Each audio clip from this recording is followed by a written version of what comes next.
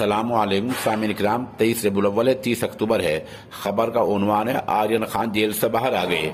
इत्तला में बताया गया है कि आज सुबह 5:30 पर जैसे ही जमानत के कागजात मुकम्मल हुए वैसे चंद घंटों के बाद तकरीबन 10:30 बजे आर्यन खान जेल से बाहर आ गए और उनको लेने के लिए घर का कोई आदमी नहीं पहुंचा, बल्कि शाहरुख खान के बॉडीगार्ड रवि बाप की गाड़ी लेकर पहुंचे थे। शाहरुख खान की गाड़ी लेकर पहुंचे थे, उसी गाड़ी में बैठकर आर्यन घर आ गए हैं।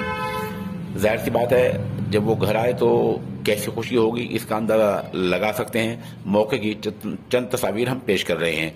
इसके अलावा आपको बतला दें, ये खबर इसलिए नहीं दी जा रही है कि एक फिल्मी एक्टर का बेटा जेल से बाहर आ गया, बल्कि इसलिए दी जा रही है कि एजेंसी ने उसको एक तरह से मजलूम बना दिया था और बार बार तारीख पर तारीख चल रही थी और ये मसला कुछ दूसरा रुख इख्तियार कर चुका था।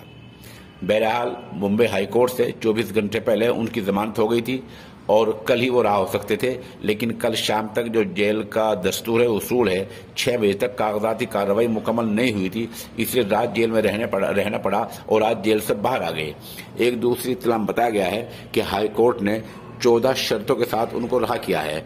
नंबर 1, जो लोग उनके साथ पकड़े गए थे अरबाज खां वगैरह, उनसे बातचीत नहीं करेंगे, गवाहों को मुतासिर नहीं करेंगे, डराएंगे धमकाएंगे नहीं, और जब भी उन्हें बुलाया जाएगा वो एजेंसी के साथ ताउन करेंगे और अपना पासपोर्ट जमा कर देंगे। इस तरह की 14 शर्तें हैं जिनके साथ मुंबई हाई कोर्ट ने आर्यन खान को जमानत दी है। बहरहाल उन्हें जमानत मिल गई है।